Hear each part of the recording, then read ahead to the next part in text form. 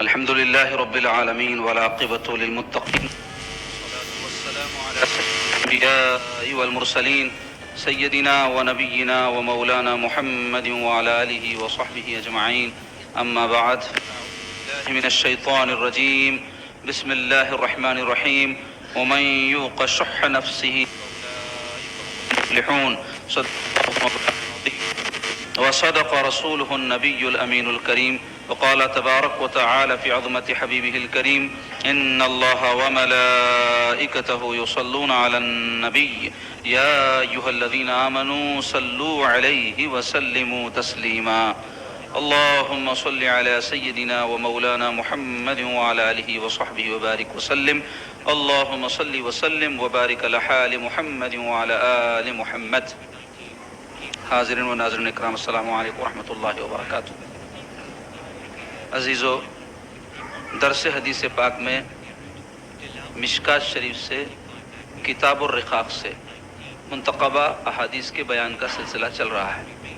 کتاب الرقاق مشکات شریف کا وہ حصہ ہے جس میں صاحب کتاب نے حضور پاک علیہ الصلاۃ والسلام کے وہ ارشادات، وہ احادیث جمع کی ہیں جو آخرت کی طرف رغبت دلانے والی ہے، اور دنیا کی بے ثباتی اور دنیا کا فانی ہونا، دنیا کا ناپائیدار ہونا، آخرت کے مقابلے میں دنیا کا بے حیثیت ہونا، جن احادیث میں اللہ کے حبیب صلی اللہ علیہ وسلم بیان فرمایا ہے، وہ احادیث اس میں انہوں نے جمع کی ہیں. تو عزیزو، ہم کو یہ بات اچھی طرح سمجھ لینے کی ضرورت ہے کہ ایک مسلمان کے نزدیک آخرت کی زندگی حقیقی زندگی ہے. دنیا کی زندگی فانی ہے، ناپائیدار ہے، بے ثبات ہے. لاکھ مال، دولت، عزت، شہرت کچھ بھی جمع کر لے، سب اس کو چھوڑ کر جانا ہے. دوسرے اس کے مالک بننے والے ہیں. مال و دولت ایسی چیز ہے جو پھرتی رہتی ہے، آج کسی کے پاس تو کل کسی کے پاس.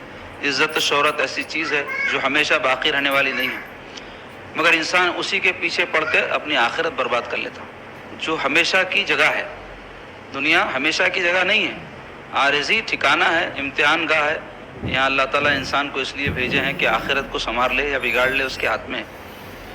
لیکن حکم دیے ہیں کہ سنوار لے اپنی آخرت، کیونکہ ہمیشہ جہاں رہنا انسان اس کا زیادہ سوچتا. اپنا ذاتی جب گھر بناتے تو کوشش یہ کرتے خوبصورت بھی ہو، پائیدار بھی ہو، اور جو سہولیات اس میں ہم فراہم کر سکتے ہیں اچھی سے اچھی اس کو ہم سہولیات حاصل کرنے کی کوشش کرتے ہیں. تو آخرت کے بارے میں ہم کو کتنا نہیں سوچنا ہے، کتنا نہیں اس کی تیاری کرنا ہے. لیکن افسوسناک بات جو دور حاضر میں ہم قوم مسلم میں دیکھ رہے ہیں وہ یہ ہے کہ دنیا کی خاطر اپنی آخرت برباد کر لے رہے ہیں بہت سے لوگ، اور دنیا ہی کو کامیابی اور ناکامی کا معیار بنا لیے ہیں. اسٹینڈرڈ یہی ہے، دنیا میں جو کامیاب ہوگا کامیاب ہوگا، جو ناکام ہوگا بیچارہ ناکام ہوگا. اسی وجہ سے خودکشیاں کر رہے ہیں. دیکھو، آدمی خودکشی کب کرتا؟ جب انہیں یہ محسوس کرتا کہ ناکام ہوگا، اس کی زندگی بیکار ہوگی. تو ایک مسلمان کی دنیا کی زندگی اگر ساری دنیاوی اعتبار سے بیکار بھی ہو جائے، اس کی آخرت کبھی ضائع نہیں ہوئی. آخرت ہمیشہ کے لیے اس کے واسطے باقی ہے. تو اس لیے آخرت کی ہم کو فکر کرنا چاہیے. تو کتاب الرقاق میں ایسے حدیث ہیں جو آخرت کی طرف رغبت دلانے والے اور دل کو نرم کرنے والے ہیں. تو آج ایک اس میں سے حدیث شریف آپ کے سامنے بیان ہوگی. وعن کعب بن مالک رضی اللہ عنہ عن ابیہ قال قال رسول اللہ صلی اللہ علیہ وسلم: ما ذئبان جائعان ارسلا فی غنم بافسد لها من حرص المرء على المال والشرف لدینہ. رواہ الترمذی والدارمی. یعنی حدیث پاک کی دو کتابوں میں، ترمذی شریف اور دارمی میں نقل ہوئے. اس کے علاوہ بھی دیگر کتابوں میں بھی ہے، لیکن صاحب کتاب نے یہ دو کتابوں کا یہاں حوالہ دیا ہے. اس حدیث پاک کا ترجمہ ہے: حضرت کعب بن مالک رضی اللہ تعالی عنہ اپنے والد گرامی سے بیان کرتے ہیں کہ رسول اکرم صلی اللہ تعالی علیہ وآلہ وسلم نے فرمایا: دو بھوکے بھیڑیے بکریوں میں چھوڑ دیے جائیں، وہ اتنی بربادی نہیں کرتے جتنی حریص انسان اپنے دین میں مال و عزت کی خاطر بربادی کرتا ہے. اس حدیث پاک میں حرص مال اور حرص جاہ یعنی عزت اور مرتبے کی حرص کی مذمت بیان کی جا رہی ہے. یہ موضوع ہے اس حدیث کا. اس کے راوی کون ہے؟ کعب ابن مالک صحابی رسول. کعب ابن مالک مدنی صحابی. صحابہ اکرام کی دو قسم ہیں نا، ایک مکی ایک مدنی. اور پھر مکی صحابہ میں بھی بعض مہاجرین ہیں جو ہجرت کر کے مکے سے مدینے کو گئے. بعض ہجرت ختم ہونے کے بعد مسلمان ہوئے لیکن سرکار کے زمانے میں ہوئے، اس واسطے ان کو بھی صحابی بولتے.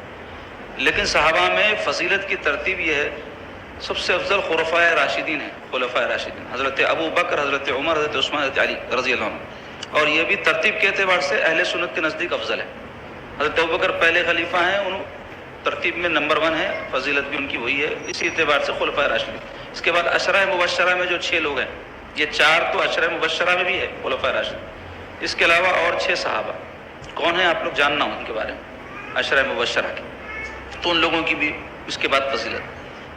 پھر اس کے بعد جو ہے سابقین اولین کی فضیلت، یعنی وہ لوگ جو اسلام میں شروع میں داخل ہوئے تو بہت مشقتیں تکالیف اٹھائے، دین کی خاطر بہت سختیاں برداشت کی، اس لیے ان کی فضیلت. پھر ان کے بعد مہاجرین جو ہجرت کر کے مکے سے مدینے کو گئے. پھر ان کے بعد اصحاب بدر، پھر اصحاب احد، پھر صلح حدیبیہ میں جو سرکار کے دست اقدس پر بیعت کیے تھے، اپنی جان ضرورت پڑنے پر اسلام کے لیے نثار کرنے کی وہ وعدہ کیے، تو وہ صحابہ افضل ہیں. اس طرح ترتیب ہے ہمارے پاس، اور یہ آپ کی میری بنائی بھی نہیں ہے. جو ترتیب ہے بڑے بڑے ہمارے ائمہ اہل سنت کے، جن کی بات ہمارے نزدیک جو ہے حجت ہے، ان لوگوں نے یہ باتیں ترتیب دی ہیں. تو مختصر یہ کہ حضرت کعب بن مالک مدینے کے صحابہ میں ہیں، اور مدینے کے جو صحابہ ہیں ان کو انصار کہتے ہیں. انصار مددگار کو بولتے ہیں. یہ لوگ رسول پاک صلی اللہ علیہ وسلم کی مدد پر بیعت کیے تھے، حضور سے عہد و پیمان کیے تھے. تو پہلی جو بیعت ہوئی تھی اس کو جو 12 نبوی میں ہوئی، نبوت کے اعلان کے 12ویں سال، مکہ مکرمہ میں وادی عقبہ ہے، مینا کے پاس گھاٹی ہے، وادی بولے تو گھاٹی کو بولتے. تو اس میں بیعت کیے تھے 12 افراد، تو اس کو بولتے بیعت عقبہ اولا، گھاٹی میں کی ہوئی پہلی بیعت. تو وہ مدینے کے صحابہ آ کے کیے تھے، کیونکہ مکے میں کفار حضور کو بہت ستا رہے تھے.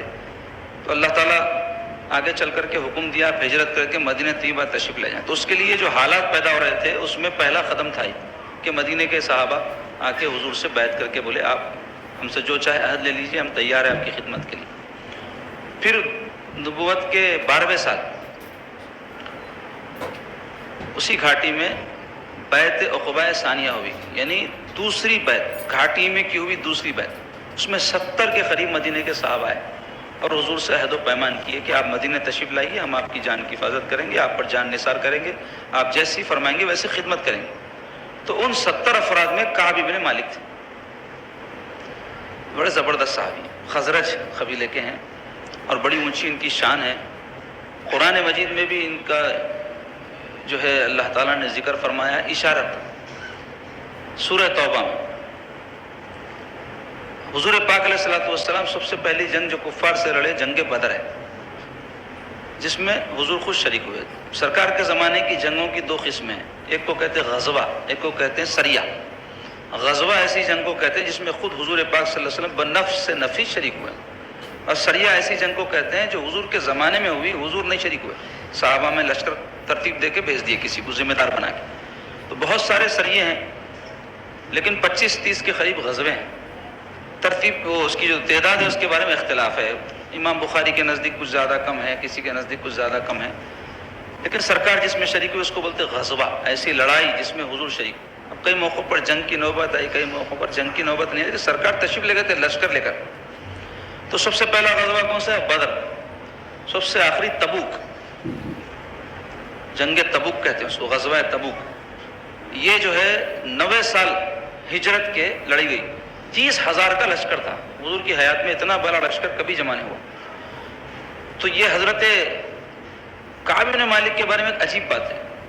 حالانکہ سرکار کے سچے جانثار ہیں، قرآن میں ان کا ذکر آیا خیر کے تذکرے کے ساتھ، لیکن یہ جنگ بدر میں جنگ تبوک میں شریک نہیں تھے، پہلی اور آخری جنگ میں. عجیب بات ہے. لیکن سرکار پاک صلی اللہ علیہ وسلم پہلی جنگ میں شریک ہونے پر نہ ان کو برا بھلا کہے، نہ آخری جنگ میں. پہلی جنگ میں تو کوئی ایسی وجہ تھی جس سے وہ شریک نہیں ہوئے، سرکار خاموش ہو گئے. آخری جو جنگ تبوک تھی اس میں یہ شریک نہیں ہوئے، اور بڑا ان کا توبہ کا واقعہ ایمان افروز ہے. میں تفصیل بیان کرا تو وقت زیادہ ہو جائے گا. آپ لوگ اٹھا کے پڑھو کتابوں میں, سیرت کی کوئی کتاب میں کعب ابن مالک کا قصہ, یا آج کل انٹرنیٹ پہ کعب ابن مالک کے جو ہے آپ حالات پڑھیں گے تو اس میں وہ ایمان افروز واقعہ ہے, پڑھے تو آپ کی آنکھ سے آنسو جاری ہو جائیں, ایسا واقعہ ہے. تو وہ کعب ابن مالک ہیں, یہ بڑے زبردست سرکار کے صحابی, وہ اپنے والد سے روایت کر رہے ہیں حدیث پاک. اور کیا روایت کر رہے ہیں؟ اللہ کے حبیب صلی اللہ علیہ وسلم کیا فرمائے, 2 بھوکے بھیڑیے. اب یہ بھیڑیے ویڑیے یہ جنگلی جانوروں کے بارے میں ہمارے کو زیادہ آج کل اس واسطے نہیں معلوم, ہمارا ماحول بدل گیا. شہروں کے بھیڑیوں کو دیکھتے دیکھتے جنگل کے بھیڑیوں کے بارے میں ہم کو نہیں معلوم رہا. تو سرکار جو ہے فرما رہے 2 بھوکے بھیڑیے. بھیڑیا ایک جانور ہے اور یہ کتے کی طرح رہتا, تقریباً ویسے رہتا, مگر بہت طاقتور اور شکاری. تو سرکار فرما رہے بھیڑیے اور وہ بھی بھوکے بکریوں میں چھوڑ دیے جائیں, بکریوں کے ریوڑ میں. تو بکری بیچاری شریف جانور ہے, انہیں اپنی مدافعت نہیں کر سکتی. وہ اکا دکا بکرے جو لڑ لیتے وہ الگ رہتے, مگر عموماً بکریاں جو رہتے, بکرے جو رہتے وہ شریف جانور ہے, لڑ لیتے نہیں. اور پکڑے تو گلا ان کا کاٹ دیتے, لوگ رجسٹ کرتے, کیا مدافعت کرتے, اپنی نہیں کرتے. گائے وائی تو بھی ذرا طاقتور رہتی, ہلتی جلتی, یہ بیچاری پکڑ کے امی کرتے, ڈال کے کاٹ دیتے اس کو. تو وہ بھیڑیا جب ان میں داخل ہوتے تو ہیبت سے بکریوں کو ہلنے کو بھی ہمت نہیں ہوتی. تو بھوکے بھیڑیا کر رہے, تو بھوکا نہ بھی ہو بھیڑیا تو اس کی فطرت میں درندگی ہے.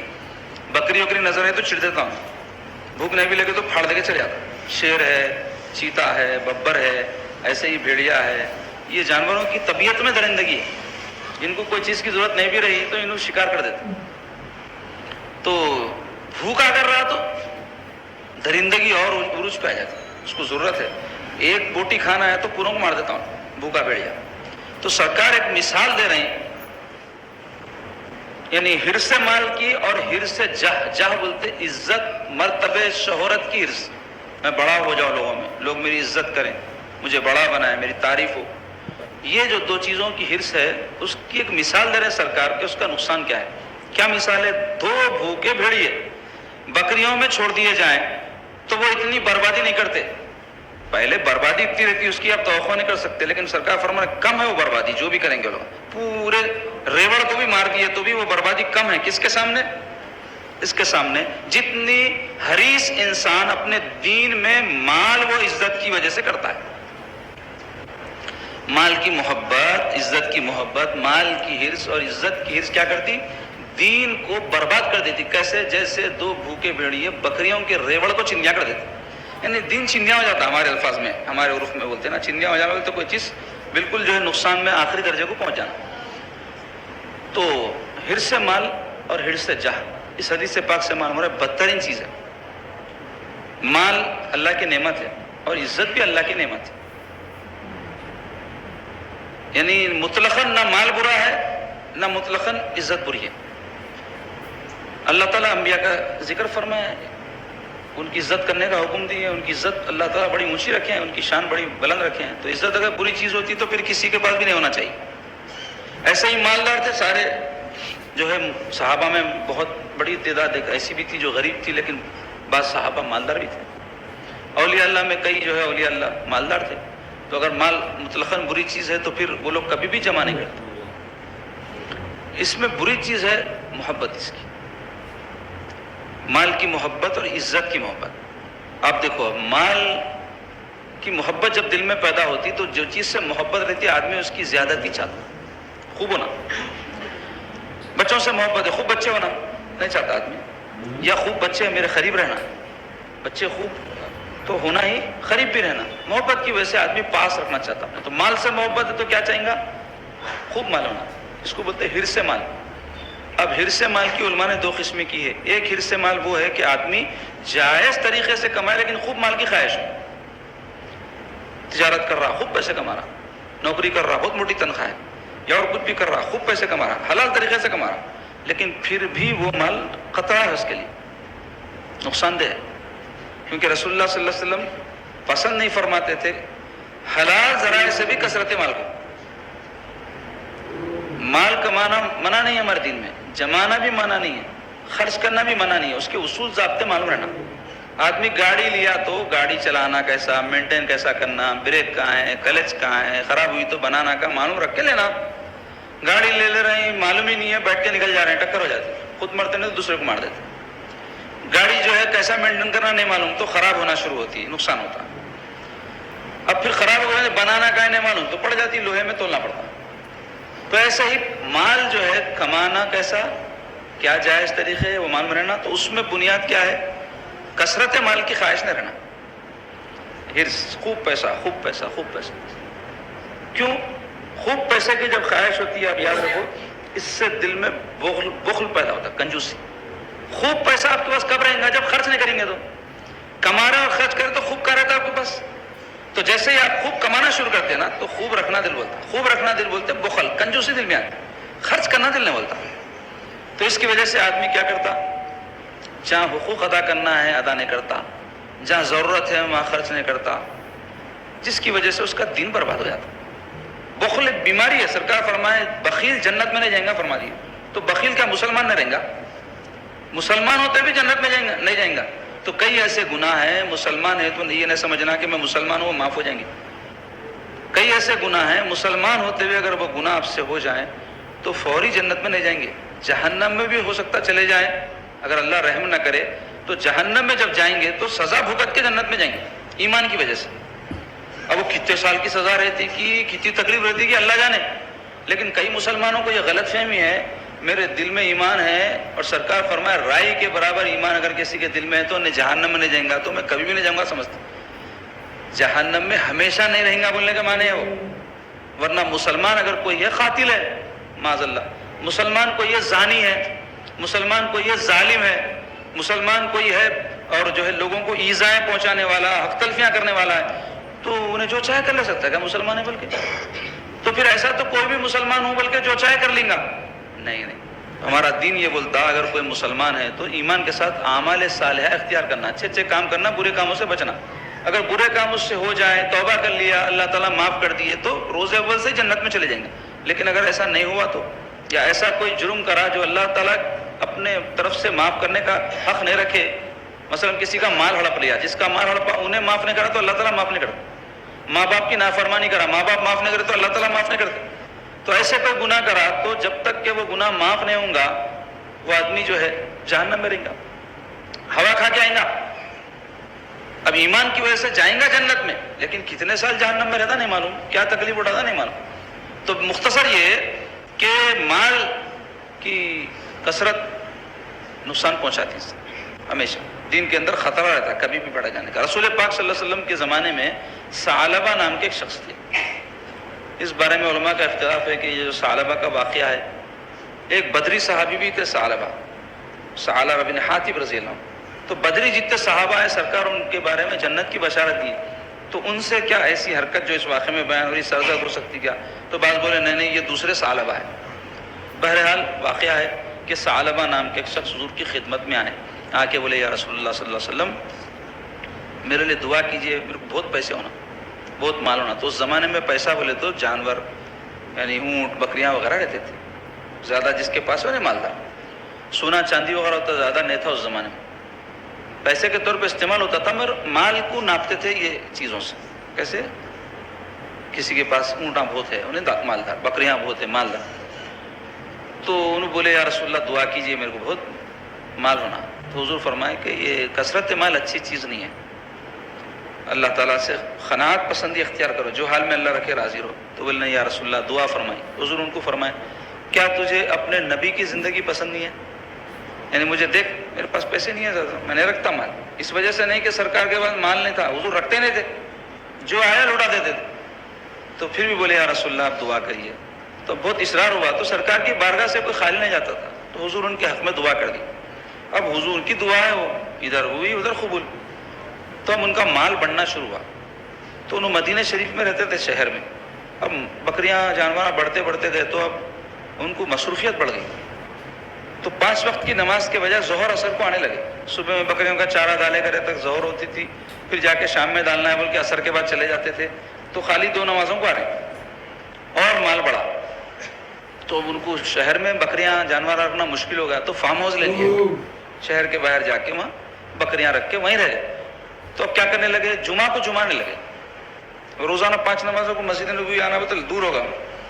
جمعہ کو جمعہ، اب اور مال بڑھ گیا تو مصروفیت اور بڑھ گئی، تو قریب کی مسجد میں جمعہ پڑھنے لگے، مسجد نبوی کو آنا بند کر دیا۔ تو حضور پوچھے کہاں ہے صحابہ، نظر نہیں آ رہا۔ تو صحابہ سنا یا رسول اللہ ایسا ایسا خوب پیسے آ گئے ان کے پاس، مصروف ہو گئے، تو بکریاں وغیرہ جائز تھے نا ان کے پاس، حلال مال تھا نا، تو کثرت مال کیا کری ان کو، سرکار کی صحبت سے دور کر دی، مسجد نبوی کی برکتوں سے دور کر دی، لگ گئے مشغول مشغول مشغول۔ اس اثناء میں زکوٰۃ کے تفصیلی احکام نازل ہوئے، تو حضور علیہ الصلوۃ والسلام عاملین کا تخلف فرمایا، عاملین بولتے زکوٰۃ کلیکٹ کرنے والے، گئے وہ لوگ جا کے جو ہے سب سے جو مالدار لوگ تھے زکوٰۃ کا حکم بیان کر کے مال جو ہے کلیکٹ کرنے لگے۔ تو حضور پاک صلی اللہ علیہ وسلم ثعلبہ کے پاس بھی بھیجے، اور ایک سلمی قبیلہ ہے اس کے ایک فرد کے پاس بھی بھیجے۔ تو یہ لوگ جا کے ثعلبہ کو اللہ کے رسول صلی اللہ علیہ وسلم کا حکم سنائے کہ دیکھو حضور بھیجے ایسے ایسا زکوٰۃ اتنے جانوروں میں اتنی دینا ہے، سرکار فرمائے۔ تو انہوں نے بولے یہ کیا رہتا زکوٰۃ بول کے پوچھے، تو بولے ایسا اللہ کا حق ہے، بندوں کو دینا ہے، سرکار بھیجے۔ تو بولے ایسا، بھائی میں ذرا سوچ لیتا ہوں، آپ لوگ کہیں اور جا رہے ہیں تو جا کے آؤ بولے۔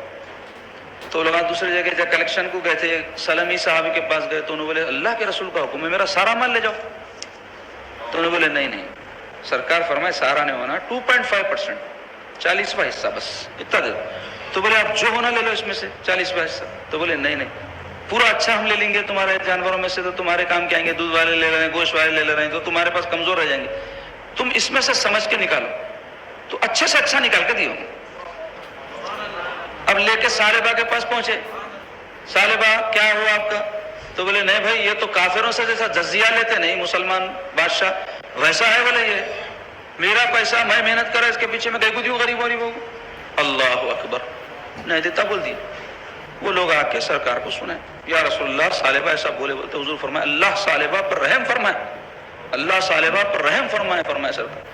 حضور ایسا فرماتے، قرآن کی آیت اتر کہ یہ آپ کے پاس آتے ہیں دعا کے لیے، اللہ آپ کی دعا کی برکت سے ان کو نواز دیتا ہے، تو ان کا دل راہ خدا میں خرچ کرنے سے تنگ ہو جاتا ہے۔ یہ آیت جب اتری، ثعلبہ کے رشتہ دار مدینے میں رہتے تھے، بھاگے جا کے بولے ثعلبہ تیرا برا ہو، آیت اتر گئی تیرے پر، اللہ تعالیٰ ناراض ہو گئے تجھ سے، رسول اللہ ناراض ہو گئے، پریشان ہو کے بھاگ لیتے، آ کے بولے یا رسول اللہ یہ مال لائے ہو لے لی۔ تو فرمایا اللہ منع کر دیے میرے کو، تم سے نہیں لینا بول دیا، نہیں لیے سرکار۔ پھر حضرت ابوبکر صدیق کے زمانے میں خلافت چل رہی تھی، بولے آپ تو بھی لے لیجیے، تو بولے سرکار نے لیے میں کیسا لوں، واپس۔ حضرت عمر واپس، حضرت عثمان رضی اللہ عنہ کے زمانے میں انتقال ہو گیا ان کا۔ تو بتانا کیا مقصود ہے، حلال مال تھا، جائز تھا، کثرت مال کیا کری، غفلت پیدا کر دی۔ ایسی ہستی سرکار کے زمانے کے، تو کسی کے ساتھ بھی ہو سکتا ہے، اس واسطے ہر سے مال نہ رہنا، جائز طریقے سے بھی خوب ہونا خوب ہونا خوب ہونا بولے تو وہ خوب برابر دین کے اندر نقصان پہنچاتا، یہ پلڑا بھاری ہوا تو آخرت کا پلڑا ہلکا ہو جاتا، اس واسطے۔ دوسرا طریقہ ہے آدمی ہرس مال میں حرام طریقے اختیار کرے، یہ تو اور برا ہے۔ بس پیسہ ہونا اللہ معاف کرنے والا، کئی لوگوں کا ایسا خیال رہتا میں مسلمان ہوں نا بھائی، دھوکہ دیا تو کیا اللہ تو معاف کرنے والا ہے، جھوٹ بولا تو کیا ہوا اللہ معاف کر دیں گا، ظلم کرا تو کیا اللہ معاف، یہ غلط ہے۔ آپ اپنے طور پہ خود ساختہ طور پہ ایسا آپ عقیدہ بنا لیے ہیں کہ میں مسلمان ہوں اور بے ایمانی کروں، بددیانتی کروں، دھوکے بازی کروں، جھوٹ کروں تو اللہ تعالیٰ معاف فرما دے گا، ایسا ہرگز کوئی اللہ کا وعدہ نہیں۔ بلکہ آپ ایمان والے اگر ہیں تو زیادہ آپ کو معاملات میں درست ہونا چاہیے۔ آپ کے معاملات درست ہونا اس بات کی علامت ہے کہ آپ سچے مسلمان ہیں، کیونکہ آپ کی مسلمانی کا جو عقیدہ ہے وہ دل میں چھپا ہوا ہے، اللہ جانتا ہے۔ مخلوق آپ کو جس چیز سے پہچانے گی وہ آپ کے عقیدے سے نہیں، آپ کے عمل سے پہچانے گی، اور عمل میں آپ کے معاملات سے پہچانے گی۔ کئی ایسے نمازی ہیں جو جھوٹ بولتے، کئی ایسے نمازی ہیں جو دھوکہ دیتے، وعدہ خلافی کرتے، تو وہ اچھے مسلمان نہیں ہیں۔ اچھا مسلمان معاملات میں درست رہتا، وعدہ کرے تو پورا کرتا، معاملات کرا تو درست رہتا، اس کو لین دین میں درست رہتا، سچ بولتا۔ یہ مسلمان کی خصلتیں جو دوسری قوموں کو متاثر کرتی تھی۔ اب ہم کیا کر رہے ہیں، چیخ پکارے کر کے، جلوس جلسے کر کے یہ سمجھ رہے ہیں کہ ہم اچھے مسلمان ہیں کیونکہ میں جلسہ کروں، میں جلوس نکالوں۔ یہ آپ کر لے کے خوش ہو جاؤ، اس سے غیر مسلموں پہ کوئی اثر پڑنے والا نہیں۔ ان پہ اثر پڑنے والا ہے سال بھر عمر بھر معاملات کی درستگی سے۔ ہمیشہ معاملات درست رہنا، یاد رکھو۔ خیر ہمارے کو کسی کو خوش کرنے کو نہیں کرنا، یہ اللہ اس کے رسول کا حکم ہے، ہم کو معاملات صحیح رکھو، آپ لین دین میں صحیح رہو، سچ بولو۔ سرکار کی زندگی ہمارے سامنے بہترین نمونہ ہے اس بارے میں۔ تو کیا معلوم ہوا، مال کی حرص دین کو برباد کر دیتی، تو اس لیے مال کی حص سے بچنا. دوسرے شرف بول تو مرتبہ, عزت, لوگوں میں واہ واہ چاہنا. انسان مرتبہ اسی وقت حاصل کر سکتا ہے جب انہیں فیمس ہو. آدمی جب تک شہرت نہیں پایا انہیں مرتبہ کیسے حاصل کریں گے؟ لوگ کسی کو پہچانتے ہیں اس کو عزت دیں گے. ایک آدمی گاؤں میں جنگل میں اکیلا جھوپڑی میں رہتا, کوئی پہچانتے نہیں اس کو, کیا عزت کریں گے اس کی؟ عزت تو اس کی ہوتی جو لوگوں میں رہے, مقبول ہو, اس کی دینداری کی وجہ سے یا اس کی دنیا کی وجہ سے یا مال کی وجہ سے یا اس کے کوئی عہدے کی وجہ سے, تو لوگ عزت کریں گے اس کی. تو اب آدمی اگر چاہتا ہے کہ اس کو کوئی مرتبہ ملے, کوئی منصب ملے, تو اس کے لیے شہرت کی طلب پیدا ہوتی ہے. اس کے لیے شہرت کی طلب, تو شہرت کی طلب بھی دین برباد کرتی. کیوں؟ شہرت کی طلب کے لیے آدمی کیا کرتا ہے؟ ایسے طریقے اختیار کرتا ہے جس سے انہیں لوگوں میں فیمس ہو جائے, جبکہ اللہ اس کے رسول کا حکم یہ ہے کہ آدمی کوئی بھی کام اللہ اس کے رسول کے لیے کرے, اخلاص کے ساتھ کرے. اس کی نیت اللہ کو راضی کرنا, اس کے رسول کو راضی کرنا ہو, نہ کہ لوگوں کو خوش کرنا ہو. اور اگر دینداری کا ناٹک کر کے کوئی ایسا کر رہا ہے تو اس کو بولتے ریا. مثلا میں نماز اچھی اس واسطے پڑھوں کہ لوگ مجھے نمازی سمجھیں, میں واعظ اور تقریر بہترین اس واسطے کروں لوگ زبردست علامہ سمجھیں, تعریف کریں میری, یہ نیت کے ساتھ نماز پڑھنا ہے. اب آپ کی نیت کیا ہو آپ طے کر لیں. نماز اللہ کے لیے پڑھنا ہے, اللہ تعالیٰ کی خوشنودی حاصل ہو, اور لوگوں کو واعظ و نصیحت راہ راست پہ لانے کرنا ہے. اب آپ کی نیت اگر یہ لوگ مجھے تعریف کریں, ہاتھ چومیں, نذرانے پیش کریں, کام تو وہی ہے. اس کے لیے اصلاح کے لیے کیا کام ہے؟ واعظ و نصیحت ہے, کام وہی ہے. نیت کی وجہ سے فرق آ جا رہا ہے. تو اگر کوئی شہرت حاصل کرنے کے لیے تقریر کر رہا, واعظ کر رہا, تو اس کا شہرت حاصل کرنے کی وجہ سے ایسا کام کرنا, یہ واعظ و نصیحت پر ثواب تو چھوڑو, اس کو عذاب دلائے گا, عذاب, اللہ کی ناراضگی. اس سے اچھا کہ وہ خاموش ہو جاتا, اس سے اچھا کہ وہ کسی کو نصیحت ہی نہ کرتا, اس سے اچھا کہ وہ روپوش ہو جاتا, اس سے اچھا کہ وہ اپنی اصلاح کر لیتا, لوگوں کی اصلاح کی فکر نہ کرتا. اگر لوگوں کی اصلاح کی فکر کے ذریعے لوگوں کو تعریف حاصل کرنا, لوگوں سے واہ واہ چاہنا, اس کی اگر نیت ہو, اس کو ریا بولتے ہیں. اور یہ حضور نے فرمایا چھوٹا شرک ہے. آدمی دینداری اس لیے ظاہر کرے کہ لوگ اس کو چاہیں, اس کی دینداری کے اظہار کی وجہ سے, تو حضور فرمایا چھوٹا شرک ہے. کیوں؟ اس واسطے کہ دیندار اللہ کے لیے ہونا ہے, تو وہ دیندار لوگوں کے لیے ہو رہا ہے. تو کیا کر رہا ہے؟ جس کام کو اللہ کے لیے کرنا ہے, مخلوق کے لیے کر رہا ہے, تو حضور نے فرمایا چھوٹا شرک. تو اس سے بچنا چاہیے. آج آپ دیکھیں ایک دوڑ لگی ہوئی ہے, کمپٹیشن ہے. عام لوگوں کو تو چھوڑ دو, آپ بھائی کوئی بزنس مین ہے یا کوئی لیڈر ہے, تو ان کا کام ہی ہے لوگوں کے اندر رہنا, شہرت حاصل کرنا, کیونکہ انہوں شہرت حاصل کریں گے لوگ پہچانیں گے, توڑ ڈالتے ہیں لیڈروں کو. اور دولت مند آدمی, کاروباری آدمی ہے, انہیں چاہتا کہ بھائی میرا بزنس چلنا, تو انہیں تشہیر کرنا پڑے گا, نمائش کرنا پڑے گا, ایڈورٹائزمنٹ دکھاوا کرنا پڑے گا. تو چلو بھائی انہیں کر لے رہا, وہ تو دنیا دار آدمی ہے, اس کا کاروبار ہے, فیمس ہونا ضروری ہے انہیں. کئی لوگوں کی شخصیت کا کاروبار رہتا ہے, ڈاکٹر صاحب ہے, ڈاکٹر صاحب لوگوں میں فیمس ہوئے تو لوگ آتے ہیں ان کے پاس, تو انہوں تشہیر کر لے رہے ہیں, اس کی ایڈورٹائزمنٹ ڈال لے رہے ہیں, میرے پاس ایسا علاج ہوتا ہے کسی کے پاس نہیں ہوتا, چلو گنجائش ہے اس میں پھر بھی. یا ایسے لیڈر صاحب ہے, انہوں یہ بتا رہے کہ میں قوم کا خادم ہوں, بڑے بڑے باتیں کر رہے ہیں, قوم مر رہی ہے ہم ان کو زندہ رکھے, قوم برباد ہو رہی ہے ہم ان کی جو ہے فکر کر رہے ہیں, وہ کر رہے ہیں, یہ دکھائے تو قوم ان کو اڑ ڈالتے. چل جاتا, دنیا کا کام ہے, جھوٹ نہیں بولنا اس میں. اگر سچ بولتے ہوئے انہوں اپنی خدمات پیش کر رہے ہیں تو اجازت ہے, کرنا چاہیے ویسے. لیکن کوئی آدمی مذہبی آدمی ہو, نماز پڑھانا اس کا کام ہے, لوگوں کو نصیحت کرنا اس کا کام ہے, لوگوں کی اصلاح کرنا اس کا کام ہے. اب انہیں جو ہے چاہ رہا کہ لوگ جو ہے اس کی وجہ سے میرے کو عزت کریں, میری تعظیم کریں, مجھے مقام دیں. حالانکہ قوم کو چاہیے کہ ایسے لوگوں کی تعظیم کریں, ائمہ کی, خطبہ کی, علماء کی, مشائخ کی تعظیم کریں. لوگ کریں یہ ایک الگ مسئلہ ہے, لیکن وہ چاہ رہا ہے کہ لوگ میری عزت کریں, میری تعظیم کریں. اس کے لیے وہ اپنی شخصیت کو پروجیکٹ کر رہا ہے, اپنی پرسنالٹی کو فیمس کرنا چاہ رہا ہے. اس کے لیے جو ذرائع ہوتے ہیں ایڈورٹائزمنٹ کے یا اس کے, وہ مقصد کے ساتھ اس کو اختیار کر رہا ہے, تو ایسا شخص شیطان ہے, اور ایسا شخص لوگوں کو گمراہ کرنے والا ہے. اور ایسے شخص کے لیے سب یہ وعید جو آئی ہے, بھیڑیے جیسا بکریوں کے ریوڑ کو تباہ کرتے ہیں, وہ شخص کا دین ایسے ہی تباہ ہو رہا ہے, دینداری ختم ہو جا رہی ہے اس کی. تو آج کل کمپٹیشن چل رہا نا, آپ دیکھو سوشل میڈیا جب سے نکلا, پہلے بھی لوگوں کے دل میں یہ آرزوئیں پنپتے تھے ہوں گے, مذہبی لوگوں کے بھی, غیر مذہبی لوگوں کے بھی, لیکن پلیٹ فارم نے تھا. اب پلیٹ فارم ہر ایک کے ہاتھ میں آ گیا, ہر ایک کا اپنا پرسنل فون ہے, اپنا پرسنل آپ اکاؤنٹ بنا لو ایک, اس کے اوپر اپنی شہرت کے واسطے کیا ہاتھا پاؤں مار سکتے مار لو. اس واسطے آپ دیکھو جاہلا, ان پڑھا, کم عقل, کم بخت, بد دین, بد عقیدہ, دنیا دار, مادیت پرست, ہر قسم کے آدمی کے پاس فون ہے. کیا کر رہے ہیں؟ لیے کہ شروع ہو جا رہے ہیں، جو منہ کو آیا بک رہے ہیں، جس کو معلوم ہی نہیں ہے کیا بولنا چاہیے کیا نہیں بولنا چاہیے.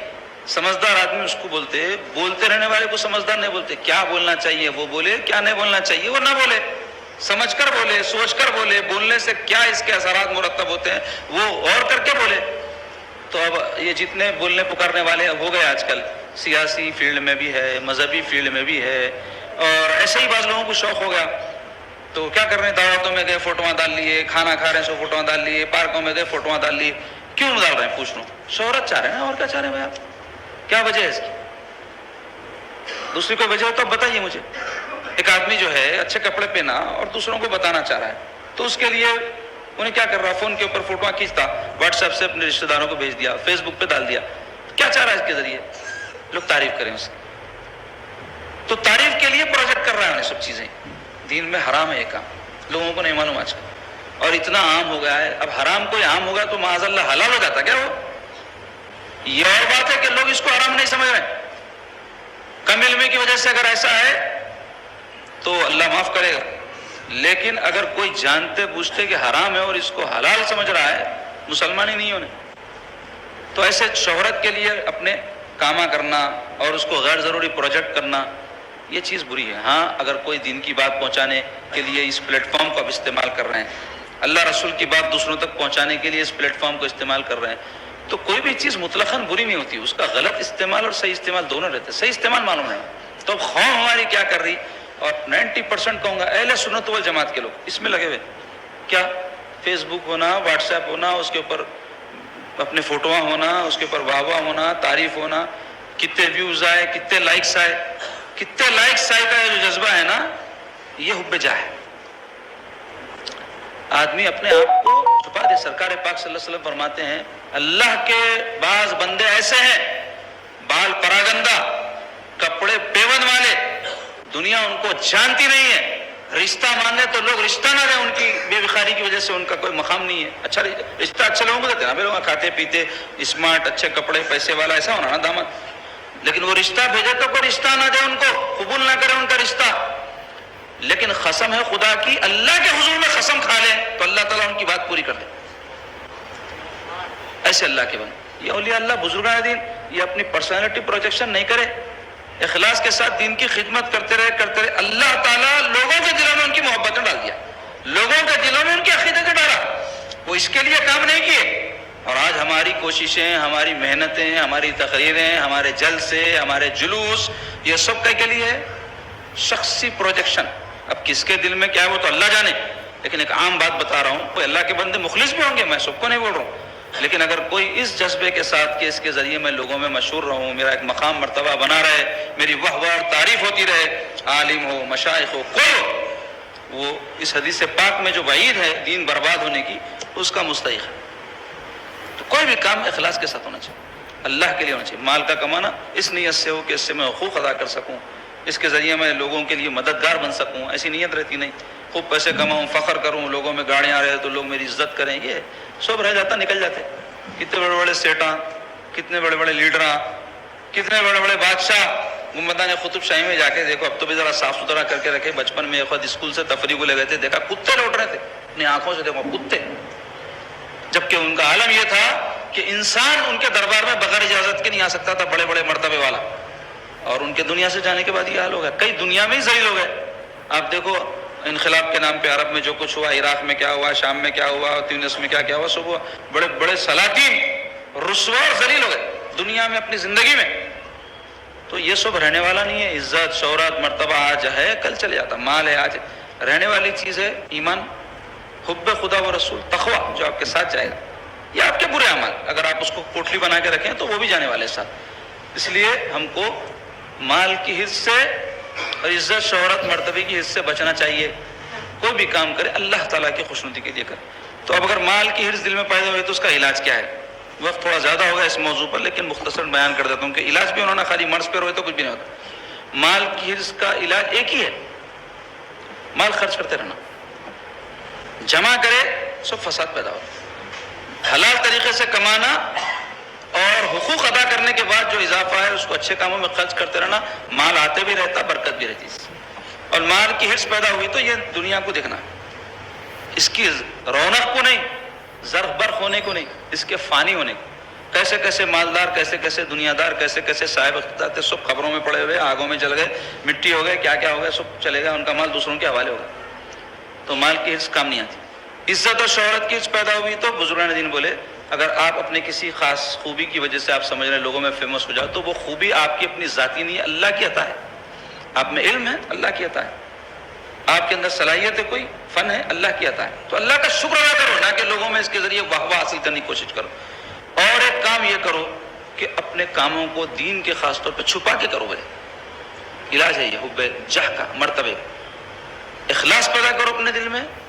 اس کے لیے سمجھ لو کہ میں جس کے لیے کر رہا ہوں وہ جانے بس ہے، وہ اللہ اس کا رسول ہے، ان کی خوشنودی مجھے حاصل ہو. دنیا کے لوگ آج خوش ہوتے کل ناراض ہوتے. کتنے ایسے متخذ مرید رہتے آج ہم کچھ چاہتے کل کئی مخالف بن کے کھڑے ہو جاتے.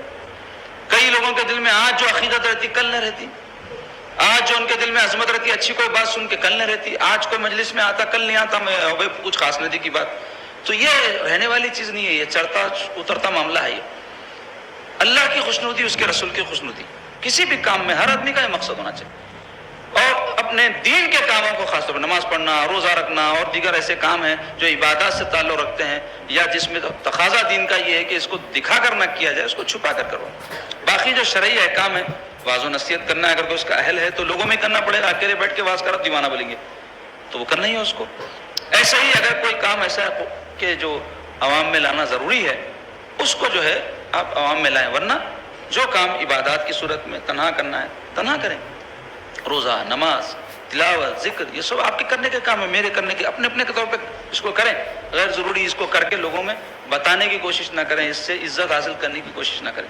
اللہ تعالی ہم سب کو نیک توفیق عطا فرمائے اور ہم کو مال کی حرص اور عزت و شہرت کی حرص سے اللہ تعالی محفوظ رکھے، اور جو اس میں مبتلا ہیں اللہ ان کو نیک توفیق عطا فرمائے.